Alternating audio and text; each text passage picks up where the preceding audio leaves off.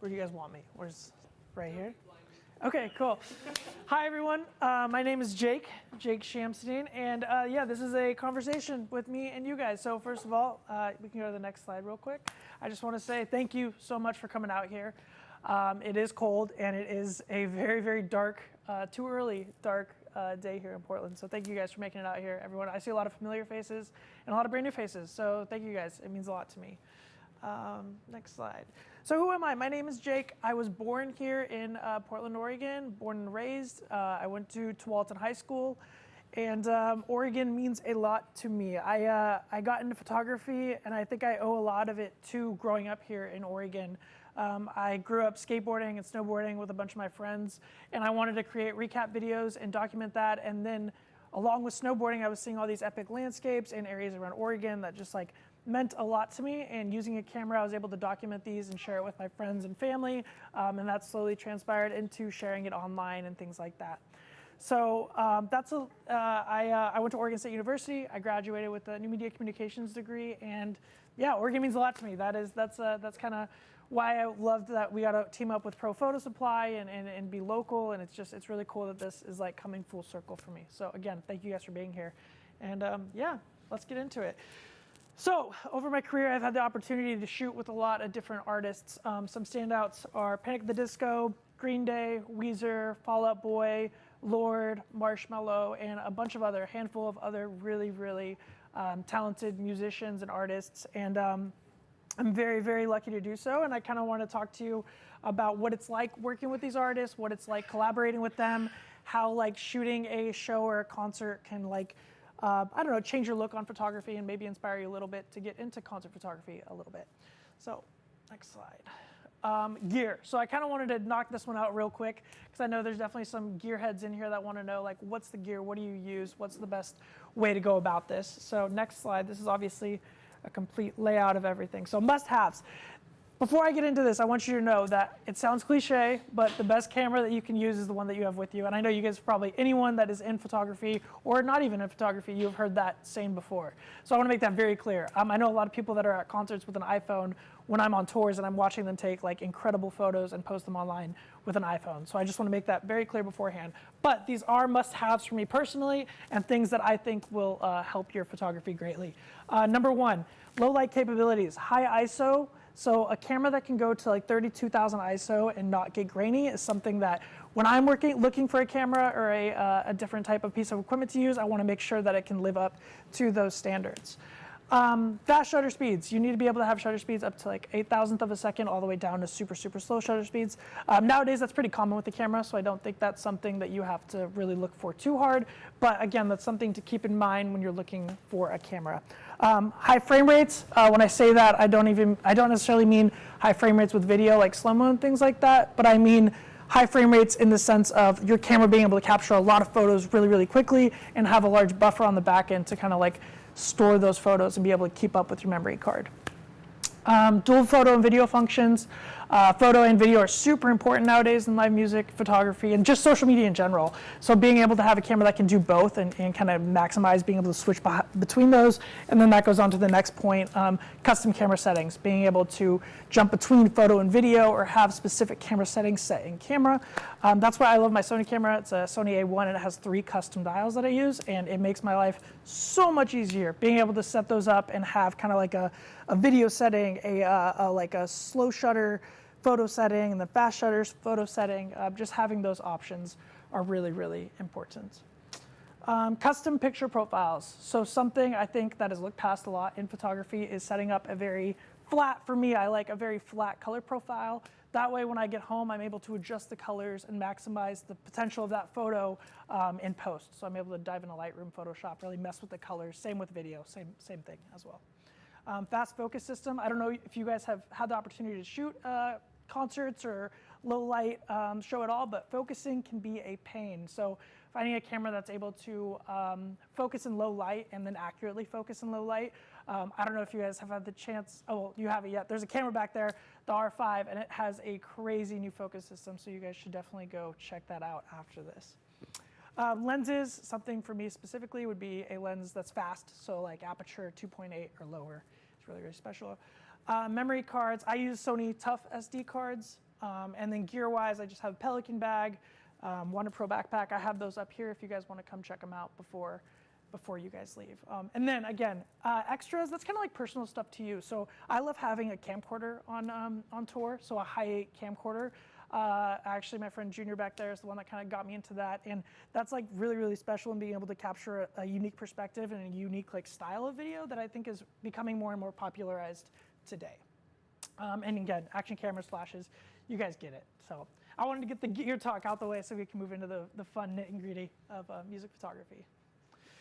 So what is live music photography? Obviously, that's kind of like a simple answer, like you're shooting a concert, you're documenting a concert. Blanket statement, that's pretty true, but as you dive deeper into live music photography or concert photography, I think that there's a much deeper meaning than that, and you can kind of jump to the next slide to showcase that, as well as shooting the show and documenting the show in your own unique, special way. I also think that it's important to be able to capture portraits and the fan experience. Those are the three most important things, in my opinion, when you're documenting concerts or tours or anything like that. You want to not only get amazing photos of the show, but you also have to be able to know how to shoot other styles of photography. So as we talked before, like photography, don't limit yourself to just one type of thing. If you want to be a concert photographer, also like trial and error of other types of photography to kind of like broaden your horizons. Portraits. So I kind of wanted to dive into a couple of portraits that I've had the opportunity to take and maybe tell a little bit of the story behind them. This first one is really, really special to me. This is Lorde and Stevie Nicks. This was at the Grammys in 2018, I believe. And I had 10 seconds to get this photo. I was sitting outside of the room, and Lorde's publicist came up to me and said, I need you to get in there and take a photo real quickly. So again, on the fly, ran in there briefly, grabbed this photo. It's funny, in the background, that was young Harry Styles, obviously very famous, but not nearly as famous as he is today. And you can barely see he's like a shadow in the background. But I love this photo. This is Brendan Urie and Taylor Swift. Brendan Urie, Panic at the Disco. They had a song together and they did a bunch of promo for it. Again, I had about 10 seconds to take this photo. And then this was during their live performance at the Billboard Awards. So just knowing that you're not going to have a lot of time with these artists is really, really important. And I think being able to get your settings set up on the fly and trust your equipment is really important. This is Selena Gomez backstage at a music video shoot. Just kind of wanted to showcase that, like, again, this was like, I was just kind of a fly on the wall photographer. She was like laughing about something that had happened on set. I grabbed this photo. I was there for probably 4 or 5 hours, and this was the only photo that I got the whole time I was there. Hayley Williams of Paramore, again, backstage messing around. Something I think that is really important in live music photography is the trust factor.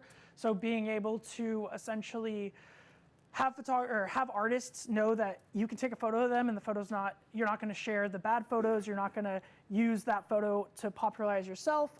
You kind of build this trust and relationship, and the more your name kind of gets muttered around the industry, the more you're able to kind of gain this trust and network within the industry, if that makes sense. Travis Barker, this photo is super special to me. I'm a huge Blink-182 fan. And I ran into him at TwitchCon. I had nothing but a film camera on me, and I asked him to take photos, and he was super rad about it. So it's kind of like that thing of being in the right place at the right time with the right skill set. Luck meets, opportunity and talent, a mix of those two, something like that. You guys get it. This is Josh Dunn, 21 Pilots. Again, I was asked to shoot a 24-hour live stream. Brendan Urie, Panic at the Disco, was doing a live stream event where he was donating a bunch of stuff, and Josh came by, and it's crazy because, again, it goes back to that trust factor, being in the room with a camera, knowing that you're not going to just like take whatever photos of them. Lorde and Pharrell, same kind of experience, just kind of fly on the wall, not very in your face, kind of like, I think I was probably like 15 yards away, just scoping with my camera, waiting for a moment, and yeah, stuff like that. So there's some portraitures. Experiences, this goes into the fan aspect, or like the environment, the mood, like the actual feeling behind the photos. I think like capturing a photo of a concert is really, really cool, and being able to have the opportunity to shoot photos of a artist is something special in itself. But then also knowing that like the experience isn't just because of the artist, it's like this person's best night of their life, or this group of people's best night of their life. And sometimes as a photographer, you forget that because you're constantly shooting the same thing night after night after night. So fan experiences is really important to me. Again, just like these photos kind of speak for themselves, so there's not much really to be said. You can go to the next one. This was Green Day, Hella Mega Tour. So that not only like the fan interaction with themselves, but the fan interactions that they're having with the crowd, whether it's the lights in the air, the waving your arms side to side, things like that.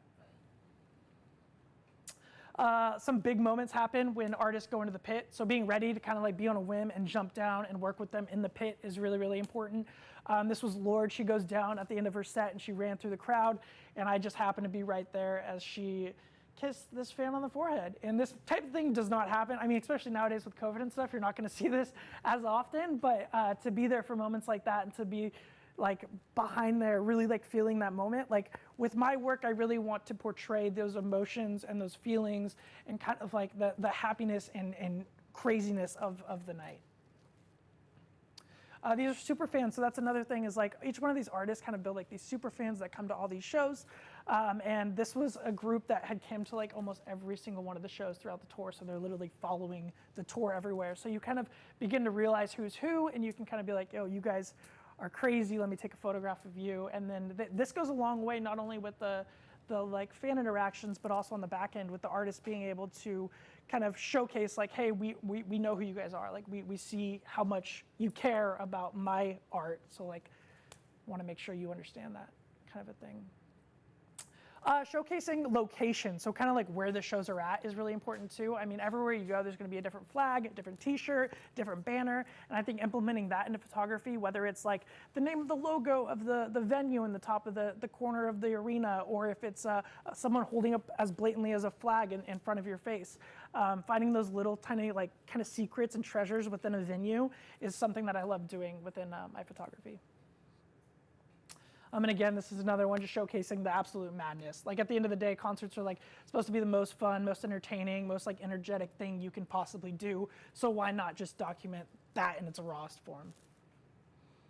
And then again, same type of thing, confetti. Like everyone loves confetti. This one's pretty cool. It's a little bit dark on the screen, but one of my favorite things to do in music photography is to like get into the crowd. And I think a lot of photographers think that like shooting in the barricade and shooting on stage, those are like the holy grails of music photography.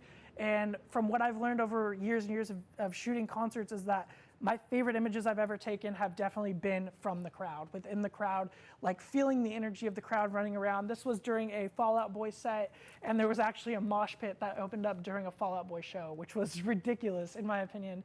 And to really be there documenting like people just getting thrown around and the madness behind it and translating that into an image is really, really special. And then obviously just the traditional like fan photo, Steve Aoki on stage, about to throw some cake at people. And then again, like these type of moments, this is something as a live music and concert photographer that I think makes you stand out amongst others, is the ability to read a room and see when something is going to happen that might be like really, really special to that night. Something that's not going to happen every single night, and something that you can kind of be like, you're watching the artist, you see like an interaction happening, and then you go and set yourself up to be sure to capture that moment. This was one of those moments during a Green Day set. I saw the lead singer looking down and kind of like interacting with the crowd, and I knew he did pull someone up every night, but this kid was going absolutely crazy all night long. So when I saw that he was going to pull this kid up on stage, I wanted to be there to capture that moment of him being able to play guitar at a Green Day stadium show. Like that's just a special moment in itself. And then yeah, this is just again the pit, the like love these fans have for the artist that they're seeing, and really trying to translate that into a photo. So concert event, let's get to the good stuff. This is like the concert photo meet of like concert photography, shooting the actual show. This first photo that I have here is a photo of Kendrick Lamar during the Damn tour. Again, this photo is not from the pit, it is not from the stage, it is actually from front of house, which is where they do all the audio mixing for the show. So I was standing at front of house with, I don't even think I had a zoom lens on during this, but just being at the front of house, seeing the hands in the air, his hands in the air, again, I just want to emphasize not being in the barricade, not being on the stage. Like, you can still get amazing photos. Travis Scott here in Portland, Oregon. I don't know if any of you have been to a Travis Scott show, but it's absolute madness. I know he had that incident a year ago, and his fans are absolutely insane. So I mean, the energy there is just insane. This is Weezer, and again, just coming to the front, like traditional into-show concert photo. This was from the barricade, so I was shooting up at them, but this was right at the end of the last show where they came up, said goodbye, and yeah. This one's a little dark as well. This is Green Day right after they performed, and you can just see like the excitement behind, like, I think a lot of people think like these rock stars go on stage and they perform and they like have fun, but I don't think people understand how much they truly love it. And to be able to be behind the camera and be trusted to see those moments of like vulnerability where like an artist is like stoked out of their mind. Like, I think a lot of fans look in and they're like, oh, they get to do that every day. Like, that's just part of their life. But at the same time, they're like stoked to be there, and capturing that's really, really cool. This was a photo of Marshmello in Saudi Arabia. This is one of the first concerts that Saudi Arabia ever let females go to, which is crazy. So this documenting that was really, really special, and just seeing like the pure energy of the crowd at a place that doesn't usually get to have concerts was cool in itself. And then Kane Brown, Marshmello, again, I kind of wanted to showcase this one. Within a photo, you can tell like a really, really like a solid story, right? Like, you can tell by the confetti that it's the end of the show, that they're like celebrating. They're out on the thrust, so they're away from the DJ booth. You see the iHeartRadio sign in the background. So within this, you can kind of tell, like, make an assumption that like they're finishing a show at iHeart, like goodbye, peace, like kind of thing. So I think telling a story within concert photography is a little bit underrated because everyone's so focused on just getting like a really cool photo of whatever artist they're showing. Trying to take a step back and think about like, how can I explain this moment more than just a photograph? And then something really special getting on tour is being able to have all access. So if they're giving you all access, try to make the best of it. This was during the Pray for the Wicked tour, Panic at the Disco, and getting into the thrust, like above the crowd, looking down at everything is like such a crazy perspective. And I would like to say that the photo does it justice, but it doesn't. It's something that like you only get as an opportunity as a live music photographer. So, I mean, if that's something you want to experience one day, definitely keep grinding at this industry. Again, just the interaction with him and the crowd. This was Panic at the Disco. Again, we got the next one. I think a lot of people skip, I don't know how to say this, the lead singer and the face of the band or the artist that you're working with is really, really exciting to document. But I think a lot of people oversee the show as a whole. So this is the bass player and guitar player for Panic at the Disco, and they always would do their own little interactions where they were like shredding or playing like interacting with each other. And I think a lot of the times that makes for a really, really cool photograph. And although like most people get the first 3 songs in the pit, they're really just looking at the main person trying to get that photo. I really just wanted to throw this photo in there to make you maybe like take a step back and be like, what else is going on stage? Like, who's in the background? What's going on back there? Before you're just like only focused on one person, because there's a lot of cool photos that you can get out of that. This is kind of like one of those lucky photos as well. And I also don't think it would be nearly as special if Pete wasn't wearing a jersey. This is Pete Wentz from Fall Out Boy. At the end of the show, he jumped down into the crowd and he turned around. If he was turning around facing the other direction and he didn't have the jersey on, the photo would be kind of washed. So it's kind of like looking for those little tiny things that can make a photo extra, extra special, like even a name on a jersey or a flag like we talked about earlier, things like that. And then this is a photo of Lorde on the ground, just again, being in the pit. She never usually would get on the ground like that. I was in the pit, I saw her get down, and then it's just that quick interaction, like half a second photo that you're able to grab and just kind of like a moment captured in time. Styles. So something I want to jump into is styles that I'm loving in music photography right now that have become kind of popularized, or maybe things that you see a lot of, and kind of how to make those happen. So the 3 styles we're going to go into is in motion, how to capture special effects really well, and then the decisive moment, which is essentially like that special moment that you get in the photo. So motion, you can go to the next one. So this is a photo of Post Malone here in Portland, actually. The screen is a little bit dark, but that's okay. You guys get the gist. This photo was taken 1/10 of a second, ISO 80, f2.8, and the camera captured it at 133 millimeters.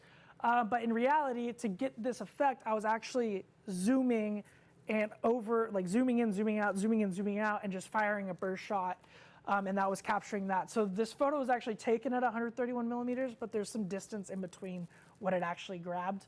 And just using that kind of like, using that motion to create images and add like authenticity to it. I don't know, like a photo of him standing there like that would have been cool, but to me, like that feeling of being like pulled into it is just like that little addition that you can add to add your own spin or like effect into a photo. Again, it doesn't have to be as drastic as the last one. This was 1/60th of a second, and it was just a photo of Billy Joel running on stage. ISO 250, f2.8 at 24 millimeters, and I was kind of tracking him as well. So there's a little bit blur, but it's just not as dramatized as the photo before. This one is kind of hard to see. What it is Brendan Urie of Panic has fallen on the floor. He was just like singing a super, super high note and he fell. And this was in Denver, so we were at super high altitude, so it was like hard to breathe. And there's like, that was like a thing during the show, was like him trying to get like a gasp for air the whole time. He's like dancing, running around, doing all of it, and then singing on top of it. So this was at 1/8 of a second. I really wanted to capture like motion of him. Like I kept seeing him kind of like getting a breath in between songs. So it was really, really dark when this happened, but I felt like just super low shutter, and then hoping to get something. And again, this was kind of like really lucky photo. I wish we could see it a little bit better, but it's just a little dark. So SFX, essentially special effects that go on during the show. I want to talk about a little bit how to capture those. So lasers. Lasers are a topic of discussion because there's a bunch of different types of lasers, and depending on how you shoot them, they can either look really, really good or really, really crappy.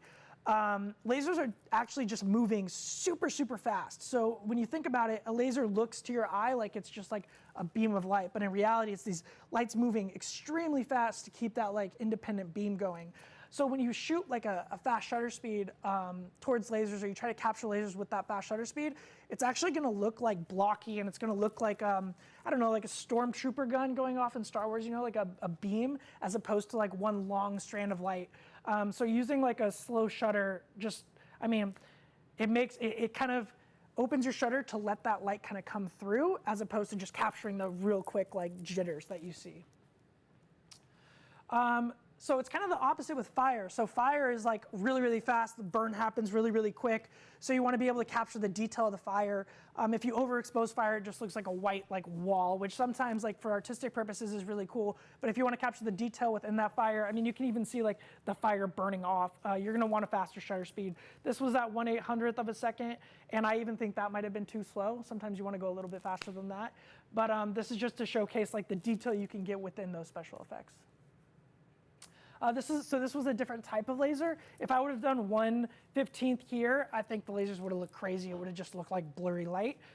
This laser is actually behind Brendan when he was moving. I was able to shoot this at 1/60th of a second, and he posed just long enough so that the photo's not blurry. So it's kind of those like special moments where you're like, all right, I was able to capture this. Should be blurry, but it's not. Like those photos are really, really fun to get.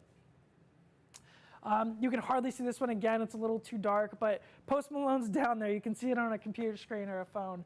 And this was at 1/2500th of a second. And I wanted to really capture the explosion going on the sides of so he's walking backwards. You can barely see it right here, but yeah.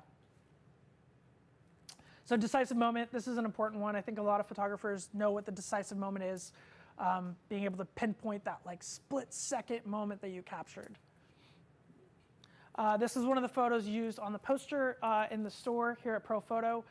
This was shot at 1/640th of a second, ISO 1600, f2.8 at 14 millimeters.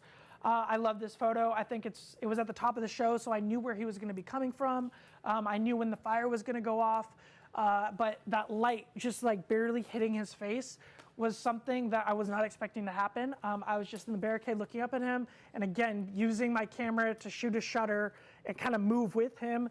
The frame before and the frame after, essentially the light was completely silhouetting his head, and then the one after it was blowing out his face. So it's again, that split second moment where it's like the light's right there, that looks dope, but if it's too much, it's too much, and if it's not enough, it's not even worth it. This is a photo of Lorde I took. This is one of my all-time favorite photos, and it's not necessarily because of the image. Like, I think the image is really cool, but again, the moment, the story behind it.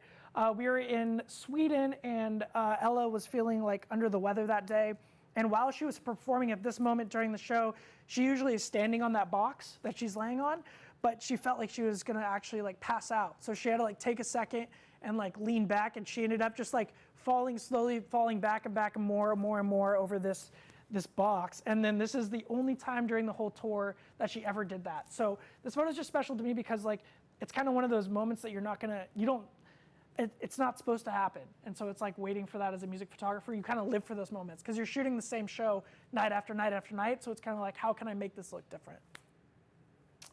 And then Marshmello, same thing. Like the photo would have been cool with the flames going off. It would have been cool with him like DJing, but the fact that he turned around right at the same time as the pyro going off and the flames and all of it, like it all comes together. Just like, it's kind of like, it's lucky, but it's also like knowing your equipment and knowing what's going to happen and predicting that as a photographer.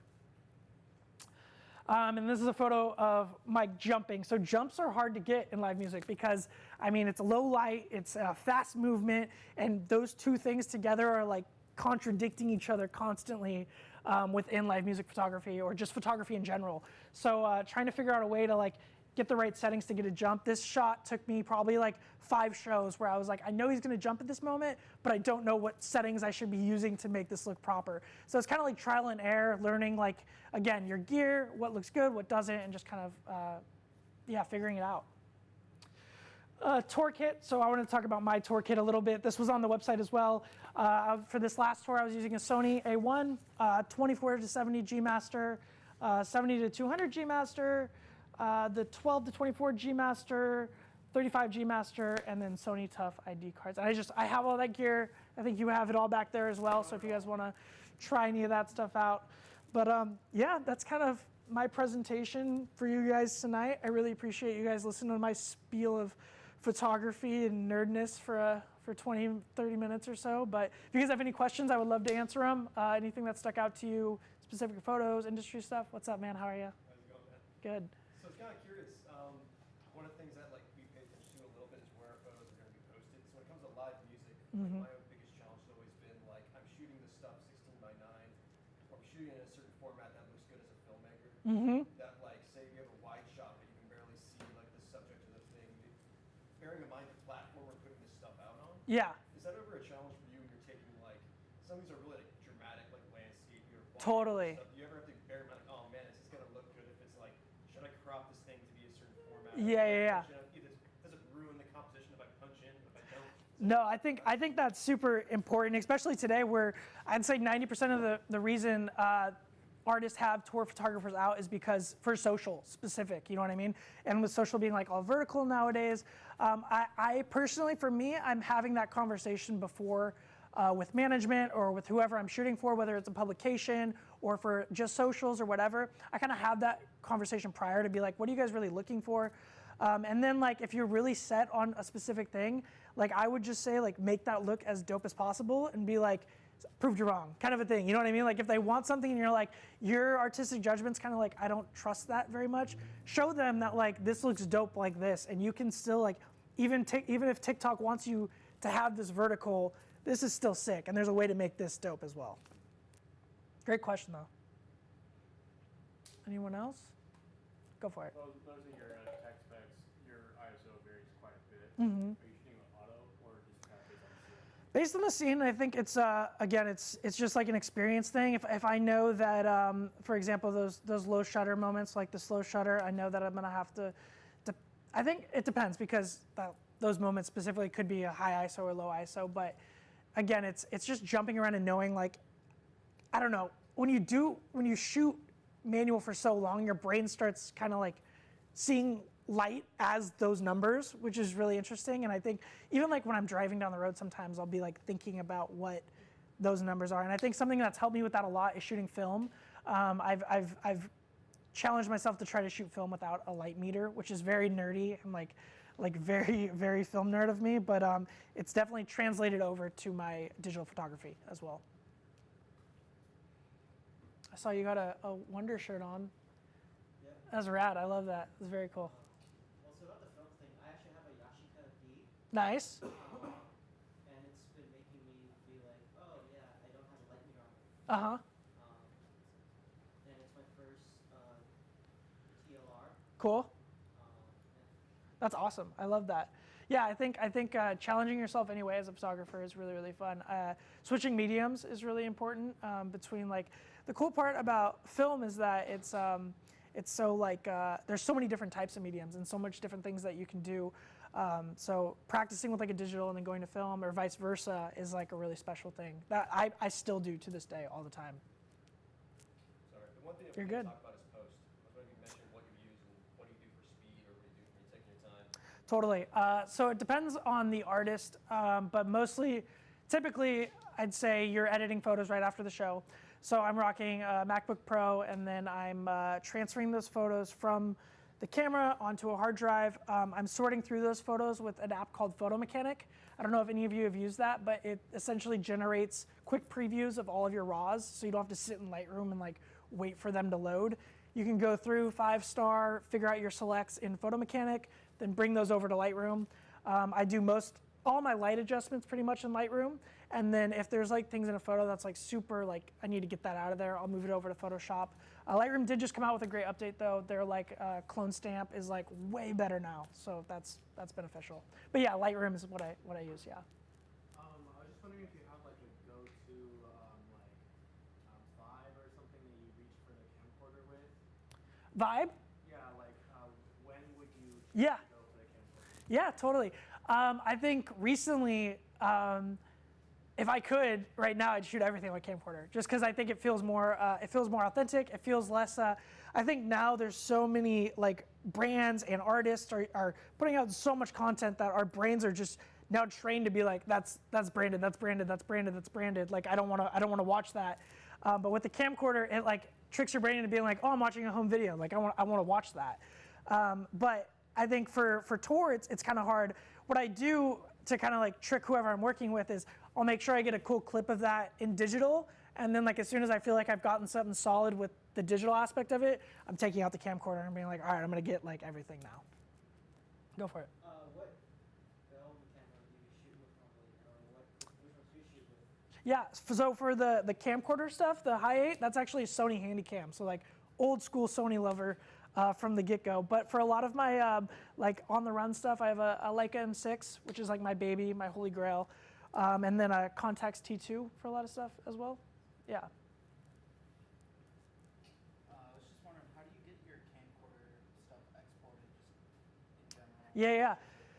So I use a thing. It's like a little adapter. It's called a Roxio adapter. But essentially, it plugs into a camcorder, and then you can do the like what is it, RCA, the red, the red, yellow, white cords, and then that can go into a USB. And then I play back on my computer, but I screen record the computer.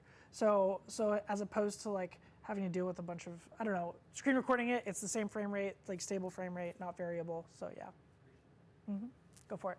How did you get started in music photography, and how long did you have to continue grinding before you got your big break? Yeah, totally. I started doing music photography when I was in college, so about probably 18, 19. I was sneaking my camera into shows and like fighting my way to the front row and like taking photos. The first show I ever shot was a Marshmello show in Corvallis, Oregon. So I like fought my way to the front row, shot photos all night, and then I posted them online. And I kind of saw this like, I started kind of like a media company with my roommate at the time in college, and we called it Left Brain Media Production. And essentially I was like seeing this growth of social and the interaction of people like wanting to see photos of events after they happened. And so I was like, that's cool. There's something here. So I reached out to the Roseland actually downtown, and I was like, yo, I'll shoot for you guys for free. If you give me a photo pass, you can use all of my photos for like marketing purposes, whatever. So I would shoot the first 3 shows of the set, and then was just kind of building a portfolio there. And then I met one of my friends named Spud at Littoral Falls in the Gorge. And he's actually come to find out, I didn't know this at the time, but he was the sound guy for Panic at the Disco. And so I told him like, yo, if you guys ever need tour photographer, let me know. And we went back and forth for a while. And one day he called me, and next day I was flying out to tour. And then since then it's just networking, again, being trusted, kind of like knowing your boundaries, learning, being able to like read the room really quickly. A lot of social stuff goes into live music photography, I think, which is interesting because like photography is such like an art form, like a personal art form, but you have to be able to like really interact with others. But yeah, does that answer your question? Yes. Cool. Can you elaborate on the 3 rule? The what? First 3. Can you elaborate on that? First 3. Of the concert? Oh yeah, totally. So as like if you're not on the tour of a show, when you get a photo pass, you're technically only allowed to shoot the first 3 songs from the barricade, and usually you're escorted in by like a media person and then escorted out. So you really only get 3 songs to try to like capitalize that show. And those, it's crazy because a lot of like big publications still only allow the first 3 songs. So like Rolling Stone, any sort of newspaper outlet, AP, like all the big like publications, they only allow first 3 songs, get in, get out, and then really trying to like figure out how to capitalize on that. A tip on that as well is that I would Google concerts before they came to Portland, and I would kind of like look at what the stage was like, what it looked like, how I could get the best photos from those first 3 songs, just so when I got there I had an idea of where people were going to be during those first 3. So just a follow-up on that. Is it mostly the publications, or is it also tied to the artists? Because I know I've heard rumors like Marilyn Manson, for instance, only like certain beginning of the songs or whatever else will allow photographs. Yeah, I think typically, if you're the tour photographer, you're shooting everything like the whole time. But typically with any publication or artist, they're like, for example, when a tour comes through, the photo passes are approved by a tour manager, and that tour manager 99% of the time is saying first 3 songs, you get these, and then that's it. How do you go about getting a photo pass? That is a great question. So one way I did it was reaching out to a venue and being like, hey, I'll shoot for free. I think that is a way that is being used a lot right now. One way I would recommend is the internet, which is crazy. Looking at who an artist follows, trying to find a PR team behind them, trying to find a management team behind them, and then reaching out directly to those people. You're gonna get a lot of no's. Like to this day, I'm still getting no's, but when you do get those couple of yeses, it's like a very, very satisfying feeling, for sure. Yeah. These are great questions. Thank you, guys. Cool. We have a lot of questions from the live stream. Let's do it. Yeah, you've touched on some of them Cool. already, but someone was asking basically what like gear you used when you first started, or like types of equipment you would recommend to a beginner. Yeah, so my first camera was a Canon Rebel. I think it was a T2i, I think is what it was called. Yeah, and it was like my very first camera. I remember my parents are in the back right now, and they got it for me. And I remember thinking it was like the coolest thing in the world. And I think you could get it at Costco for probably like $300 for like a whole kit with like all the lenses and everything. And I thought it was like the coolest thing ever. And then like over time, you just like naturally graduate. And I don't think you should feel pressured to graduate to another camera, like the next step. But like if photography is something you love, I think you naturally are gonna be growing as a photographer. And like the more you shoot, you might get a gig that can afford the next camera, the next lens, and things like that. So building equipment kind of comes with the gig the longer you do it. If I looked at myself and told me even 5 years ago that I would have all the gear today, I wouldn't believe it. But I think just like sticking with it and grinding it out, your closet of junk, as my fiance calls it, is going to expand. Yeah, and then the next question is, how many photos would you say you roughly take each night of a show? Yeah. Yikes. So normally I would take about 3,500, which is a ridiculous amount. That's crazy. On a tour, I will try to, towards the end of the tour, I'll get it down to probably about 1,500 a night. And then walking away, maybe 15 photos that I'm happy with from the night totally. But select-wise, it's usually like take about anywhere from 1,500 to 3,000, narrow that down to about 100 that I'm like kind of stoked on. And then once I get into the editing of it, really picking down like 10 to 20 that I'm like stoked on to send in for that night. Yeah, and then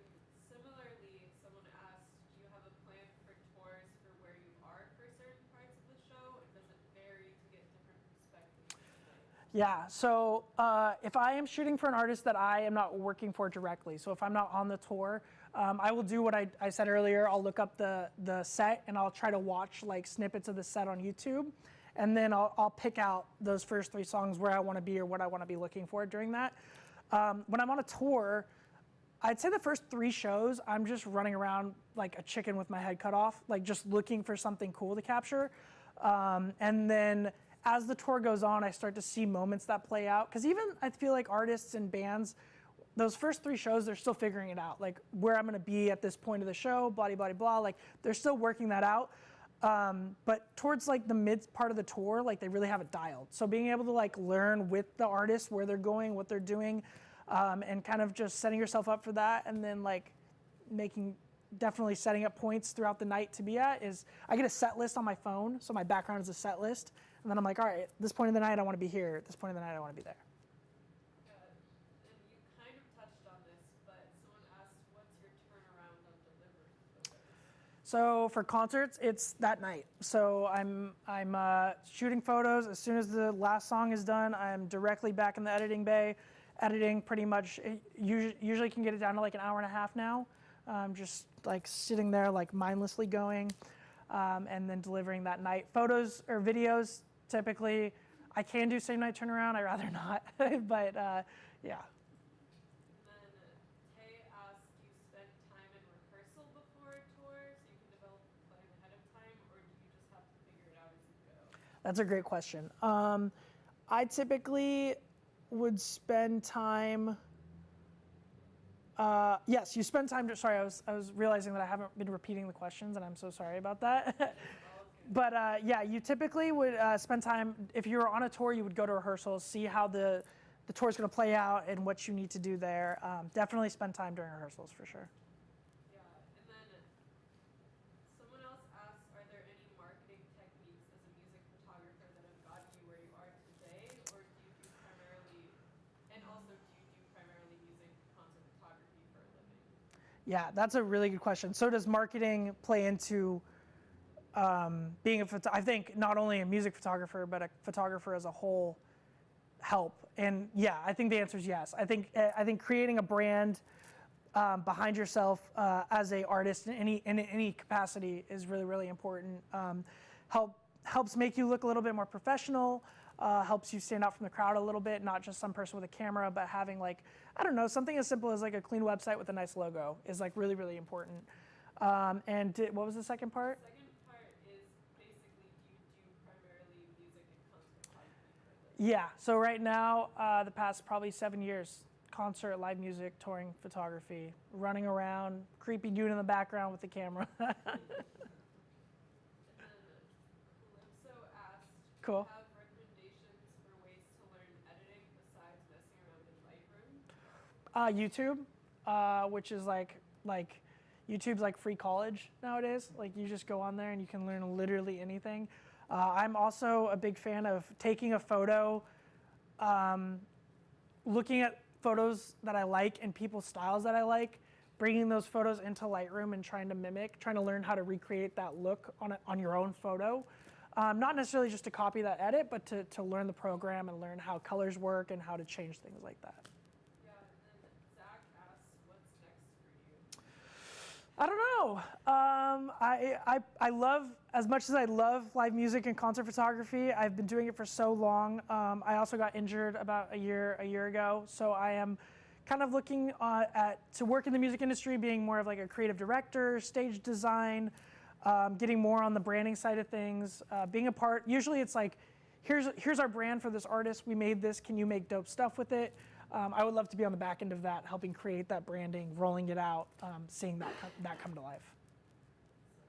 And then we have another question of, do you recommend doubling in videography as well as photography to be more desirable for clients? I think so. I think it's important to be able to do both. I don't know if you necessarily have to be like the best in the world at both. I think having one that you're like really passionate about and feel like you can do really well is important. But knowing how to do both is really like something I think is necessary now for sure. Yeah, there's also quite a few people asking for tips on how to sneak in their camera to venues. So I'm not gonna say I told you so, but Low Pro made a backpack, and the top half would just open up like a normal backpack, and then it had the camera slot underneath. That's how I did it. I would bring in a camera, it was empty on top, and I would have a hoodie in there, and then I'd be like, it's just my backpack, and just rush past them. That's, yeah.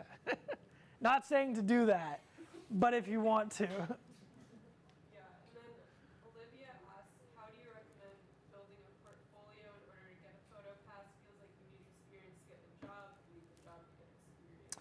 Yeah, that's a paradox in itself. It's really hard. A portfolio doesn't necessarily have to be a concert. I think to build a portfolio, you can like shoot. The way I built mine was shooting free events around my campus or around the school, and creating. I wouldn't even say great work, just showcasing that I want to be doing this. And I think the more you show people like I want to be doing this, the more you're reaching out, the more you're engaging and networking, the more opportunities are going to come in front of you. Yeah, and then Ellie asks, what is it like touring everywhere with these bands? It's wild. I mean, it's definitely it's a job touring for a living. I think a lot of people think it's just like a party 24/7, and although there are days where you do get to like hang out and have like really crazy experiences, it's also a job. You walk into the venue in the morning, you do your work, you edit, sending the photos after the show, and then like playtimes for like once you're done with everything. But I mean, it's the best job in the world. Getting to travel, see everything, learn about different cultures, try new food. It's very, very special. Also, Nicoletta in the chat said that she learns a lot from your YouTube channel. If you want to talk about that. Sick. at all. Yeah, I have a YouTube channel, and I do much shorter versions of what we're doing right now, just kind of talking about photography and nerdy stuff like cameras and film and movies and yeah. Yeah, and then, sorry, do you want to ask a question? Oh, I was just gonna ask what film stock are you shooting with? I mean, Portrait 400 is pretty nice, but no, I shoot with anything. I order experimental film stocks off of Etsy, which is really random that that's a thing. But there's this kid that makes like his own film stocks of like he'll like overexpose half the roll and then or dye it. Like he does crazy stuff. I can't remember his YouTube, but I buy a lot of random film from him. Yeah. I've got a question for that. So I'm obviously the gear guy, sending my girl the gear. Yep. But I'd be curious, what would your recommendation be for somebody who has a chance to shoot a concert? What would be kind of your, desert island? These are the couple things you have to have. Yeah, I think we went over a little bit, like in the slides, about like the needs, like specific techie things, but like high ISO capabilities is really important. Having fast frame, being able to capture a bunch of what's the word for that? Burst, like a high burst rate, and I don't know. There's so many different things. But if I had to pick three, it'd be high ISO capabilities, burst rate, and focusing is really important too. Like, I don't know, low light focusing capability as well. It's the low light stuff is a game changer. You can go shoot a concert with whatever camera and you can get really, really cool stuff, don't get me wrong. But when you have those three things, it's like life changing. And Sony has all those things. What would be your one lens? Like what focal lens? I love probably what's the 90? Is it 90? The 90 macro? No, is it 90-1.4? Is that the macro? 85 1.4? 85-1.4. That would be my go-to. A 70-200 is my favorite lens to use for concert photography. So I think a medium of that would be perfect. Yeah. Which is interesting because I don't shoot that lens, the 85. I don't shoot it. I don't own it. So yeah, that's a great question. How often do you use Flash when you do it? Flash I will use mostly backstage. So like during the pre-show, the portraits that you saw, that's usually Flash stuff. As for during the show, technically as like the first three, you're not supposed to use it. So like I don't use it for live show stuff really, unless like there's an artistic purpose behind it, like a crazy motion blur or something like that. But yeah, typically not at all.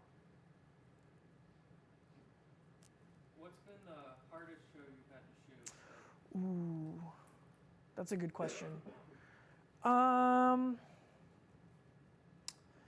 think any show, any show at the Roseland that is backlit in red is like my arch nemesis for sure. Red lights for some reason, just with any camera, is just like so loud. But I think just concerts are really fun because every show is different because of that situation, like because of the lights. So you're always learning, like you're always like on the fly, like how do I work with this color or this color? How do I edit this to look like this? Like it's like shooting in a studio, but the studio's set up for you every time you get there, and it's just like crazy and insane. What's been your favorite venue that you shot? Ooh, that's a good question. MSG is pretty special just because it's, I mean, Madison Square Garden, it's a staple, and then Forum as well. Like Forum and Madison Square Garden, really, really cool. Yeah. What's your favorite thing about being on tour, and what's your least favorite thing? My favorite thing about being on tour is getting to experience new things and new places every single day. I think I grew a lot really quick from like being like a 21-year-old kid from Oregon to traveling all over. My least favorite thing is being away from family and friends for so long and missing so many things. It's definitely my least favorite thing. Thank you for coming. I am typically, it depends. Like again, it's like whatever lights are in front of me, I'm kind of looking, like I'm looking through my, not viewfinder. I'm looking through my, yes, and picking like what looks good for specific light settings. But a lot of times I'm going in and post and like really fixing that in post, just because it's so sporadic that even when you shoot like on a set setting, it still looks so different on every photo. So typically I'll set it to auto and kind of let it do its thing, and then figure it out in post and kind of manipulate that. Yeah, that's a great question though. It might be one of the hardest settings to nail in music photography. Yeah. So you mentioned shooting other things Mhm. other than concert photography, right? Yeah. So what else do you shoot, and what do you think you learned from shooting those other things that you can translate over to what you're getting paid for? Ooh, that's a really good question. Well, I love like, I don't know if this is a type of photography, but road trip photography where you're like on a fly, just driving, pulling over and photographing things. And I think something that you get forced to do on those road trips is to shoot things creatively that have already been shot. So like shooting, for example, if you take a road trip to Yosemite, like all of Yosemite has been shot, but how are you gonna make Yosemite look unique to you? And I think that transfers over to live music as well, because when you're touring, you're shooting the same show over and over and over again. So we're trying to figure out like little, it doesn't have to be huge either, just like little manipulations, whether it's like, again, like the motion blur has been huge for me, because everyone can shoot like a static photo of someone on a stage, but how can you like implement that motion into the photograph? And I do that on road trips too, like driving, I'll literally shoot out the window, slow shutter speed, get the movement of the car, like driving through Glacier National Park, something like that. Yeah. Cool. We have some more questions coming in. So Monica was asking, do you ever work with other music photographers if you learn anything from them? Yeah, definitely. On this last tour, I actually worked with Zach Kassar. He came out as a second shooter for the whole tour, and it was great. That was the first time that I've ever been on a tour with another creative. That was definitely a learning experience in itself, trying to figure out how to, like, we already are shooting the same thing every single night, and we're both shooting the same thing every single night. How are you gonna make that different? But bouncing ideas off, having another creative to bounce ideas off of, or just friends, like I have friends back there right now, and being able to just be like, what do you guys think of this? Is this cool? Is like really helpful. Hannah asks if you have any tips for anxiety on like capturing moments right in time. She said she's shooting her first wedding soon and she's terrified of missing it. Thanks. I'm not sure if I have tips to help anxiety. I think planning is big. Knowing your gear is really important. Like not just knowing that your gear can get the job done, but like physically knowing how to use your gear is really important. Having it be like second nature, like knowing what dial's changing what and how quickly you can change it. That always has helped me. But anxiety doesn't go away. I think when you do things that give you anxiety, it benefits you in some ways. So. I am. I'm working on a book. I have merch coming out tomorrow, actually, which is cool, but a book is being in the works. It's just quite the process to get approval for photos and put together a cohesive body of work when you're working with a bunch of different people. So as a tour photographer, you're talking about a book and trying to get the rights to use those. Yeah. How does that work? How does that work? So a lot of the times I will sign a contract before a tour negotiating rights to photos. I own all the photos that I've taken ever. I also know that when I go on a tour, we negotiate what the photos are being used for. So if I go out on the road, typically those photos are going to be used for social or tour promotion, things like that.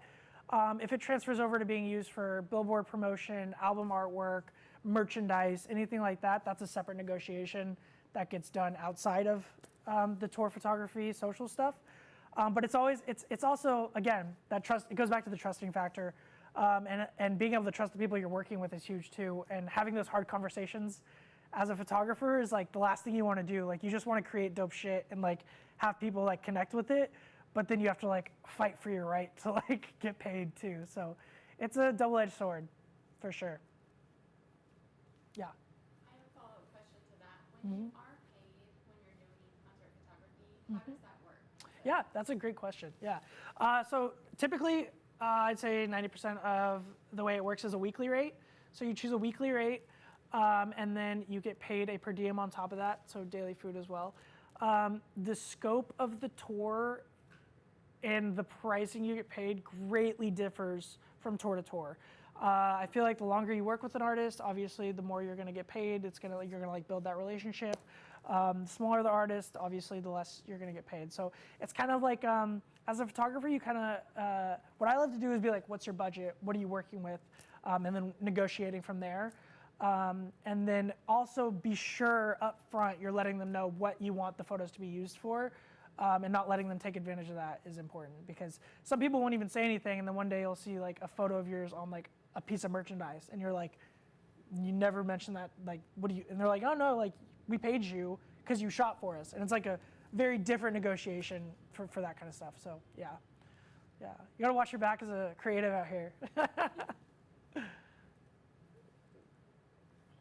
Back there? Yeah. Yeah.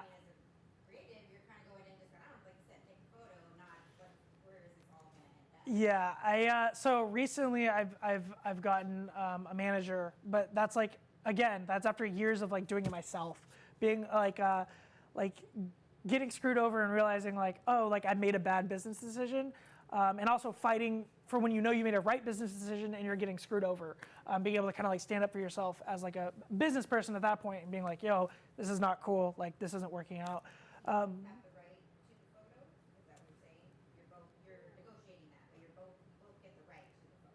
So it depends. That's what I'm saying is depending on whatever you've negotiated with them prior, and knowing that, like, for example, when I first started out, I didn't know how to negotiate. So I saw totally. There's a lot of legal stuff, and there's a lot of hard conversations that are like you don't even know when to have or where to have them. So like when I started, I definitely saw my photos on a lot of stuff that they were not supposed to be used for, or I didn't get paid for specific things.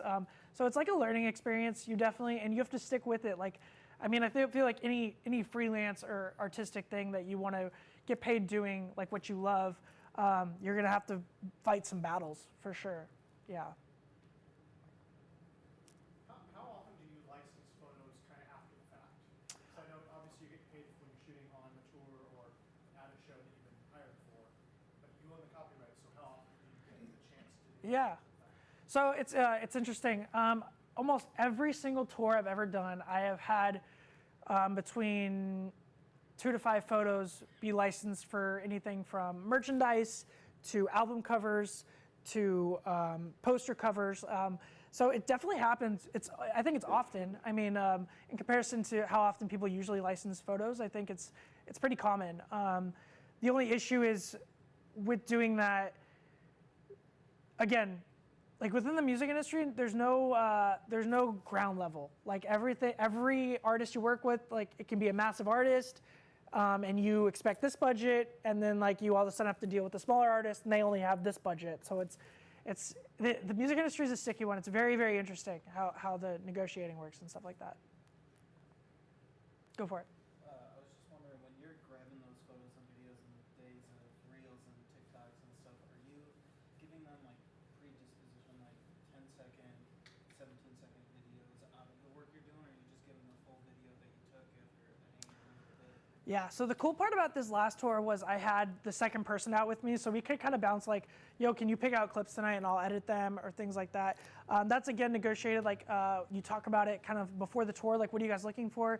Typically I won't give them raw video just because I own the right to that video as well. So I'll make an edit or a cut and then give it to them, be like, is this cool? Usually there's notes back, and then it's kind of like a back and forth between the creative team of whatever artist you're working for.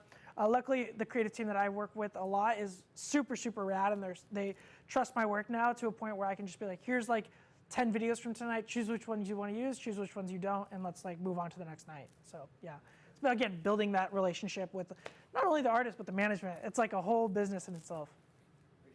Yep.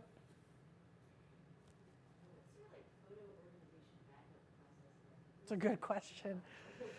Yeah, I do a date, so I do 2022, whatever the date is, and then like a little note after that. And then within that folder, I do photo, video, export, edit. So I have the raw photos, raw video, exported photos, and then the video edit in its own folder. And then depending obviously on every gig, I kind of like, I keep that structure. So the base is like just dated out with like a little note as to what it was. And then I have it backed up on a, what RAID, some lacy RAID, like 50 terabyte RAID or something ridiculous, yeah. All right, so this follows up on that, but like you talked about your after the show ends, your like mad dash to get whatever you need to deliver. Yeah. Deliverables done. Yeah. How much of the time does Jake on the tour bus spend looking at stuff he shot 5 nights ago, or a week ago, or a month ago? I have this conversation a lot, like, do you go back and look at photos and go back through stuff? And I don't, which I feel like I should. My friend Junior back there, literally, I will be FaceTiming him and he'll be going through photos like from forever ago. And I respect that a lot. And the only time I've ever done it is working on this book. I've been diving into the old stuff, and it makes me want to go back and re-edit a lot of stuff. And on tour, you're just so like, it's so fast paced that like, once you're done with the photos, you're like, I don't even want to think about them. Like, here's the photos from tonight, like moving on to tomorrow. And then the next day is like a whole recycle thing. But I definitely want to dive more in. I need to go back and go through all the old stuff. I will occasionally every now and then, but not as often as I think I should. So here's my follow-up to that. Is it hard to make personal time for yourself? Do you feel like you're always on the clock when you're on tour, or is it easy to make personal time for Jake? When I started, no. When I started, it was miserable. When I started, it was like 24/7. Why aren't you down here with the camera? Why'd you not come to dinner with a camera? You know what I mean? Like, it was like, camera needs to be on you 24/7, which, to be fair, some artists want that. You work with an artist like, I don't know, Panic, when I first started with them, very much wanted like video of everything. We wanted to document the whole experience, put it out. Then I went on tour with Lorde, and it was like, no, just shoot film. When you get home, develop it and send me the photos then. So I think it depends. But when I started, it was very grindy. Luckily, like on the Hell Omega tour, for example, I was the third photographer or fourth photographer overseeing everything. So I had a lot of time to do whatever I wanted because I was like not in with an individual band for that tour. So that tour was Green Day, Fall Out Boy, and Weezer. Each person had their own individual photographer, and then I was out making extra content for the whole tour. So that was a lot easier for me because I didn't have to worry about getting all the nit and gritty personal stuff. I just had to worry about shooting the show. But with Panic, I'm like running around making sure I get every single thing all day. So again, scope and length of job, like what's it going to be like, is very different. There's a good online question, very similar to that. What is your basic day as a tour photographer as well? That's a great question. What is my basic day? Typically, you wake up in a new city, you get off the tour bus, you go inside, you usually set up offices backstage at a venue. So underneath the venue, there's all these different offices. I usually will set up in like the tour management office, or they'll have a media office. We'll set it up. And the rest of the day is just kind of having a camera on me, shooting, setting up time lapses, going outside, shooting B-roll of the venue. If we're near a city, I'll go shoot B-roll of the city.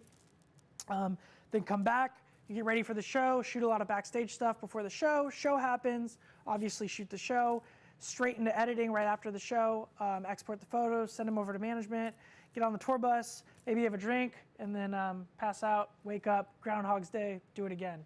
It's great. It's like the best and worst thing in the world. It's like, yeah. How many batteries do you run through in a day? So before the Sony A1, I was using like the R and S series, and I was going through batteries like a madman. Like I probably had like 7 batteries at all time. Probably would go through 4 a night. The A1 is like crazy. I don't have to charge. I could shoot a whole show, 2 shows maybe, and not have to charge a battery. So I only had, this past tour, I only had 2 batteries on me the whole time. It was insane. Yeah, first tour that's ever happened. So yeah. Do you know why that is? No, enlighten me. Because it's not using a mechanical shutter. Ah, interesting. Yeah, definitely. You mean it's not? It doesn't have a shut? No, I'm just kidding. Cool. Do you have a favorite portrait lens that you use? Love the 24. I love the 24 for portraits. I think it's a little wide for most portraits, but for some reason, I love the look of it.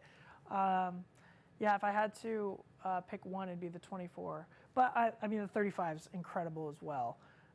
So it's hard to choose. But I kind of bounce between, but majority is the 24. I just like the being able to see more behind. Like, I don't know, it's special. You have a favorite photographer and a favorite book? That's very hard. Jim Marshall, have you heard of him? Yeah, he's sick. I love him. There's a documentary that just came out about him. It's really, really good. Favorite book? Probably not a specific favorite book. Yeah, there's a book that came out recently. I can't remember it. But definitely Jim Marshall. I've always looked at his work and been like, you're sick. Yeah. Cool. I think you might have answered this a little bit, but who are some of the other people other than, say, the artist or the manager that you feel like you need to form relationships with? Because you say you only have like 10 seconds with the artist sometimes. Yeah. I think the crew's really important. I think the crew's really having like a good network of people that work on tours, like the backline people who do like the guitar tech, bass tech, front of house mixing, things like that. Those are people that like live in the industry. They like live and die in the industry. That's what they do their whole life. They've been there forever. And getting in touch with them, and that's how Spud, my friend, that's who got me into photography. He was the sound guy. So he does the in-ear mixing for like what the artists are hearing in their ears during the show. That's what he did for a job. So meeting him, that's how I got into the industry. And I think the crew guys are really cool too. They understand that like, they understand the reality of it, whereas like artists and managers kind of deal with like the glitter behind it. You know what I mean? So that's kind of like the people that I think you should reach out to or get in contact with. Yeah. TJ asks, how do you start transitioning into asking for paid? Asking for Paid work. paid work. I think it's a slow transition. I mean, everyone has their own thing, right? I know people that will that have come into the photography game and been like instantly been like, I want this much for a shoot, and just like off the bat. I'm much more of like a build a relationship first, like check come second kind of a thing. So I'll come in and be like, no, let's like whatever you guys budget it, let's make it work, and then let's create something dope. And then like maybe the next project be like, all right, let's ask for a little bit more. But to get your first paid gig, I mean, my first paid gigs were, I worked at a summer camp for 2 weeks. I got paid $1,000, and I edited recap videos every night once the kids went to bed to showcase the next day for the campers at the summer camp to watch. So I mean, I think everyone's entry into getting paid work is there's very different levels to it for sure. Don't be down. I don't think if you're not getting like paid the money you think you're getting paid now, because like it just, you grow. Or you should. How many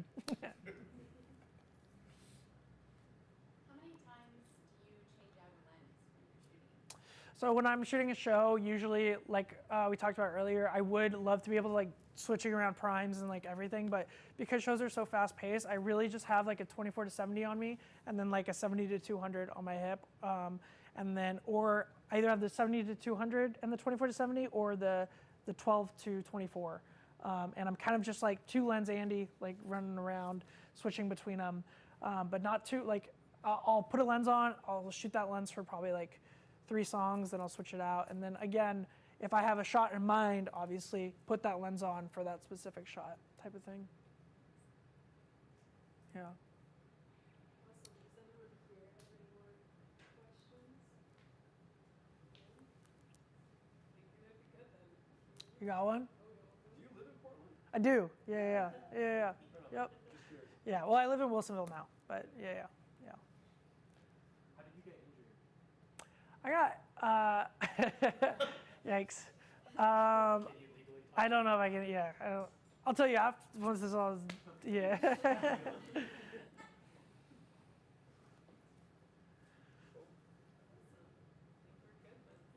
think that's it. We're good.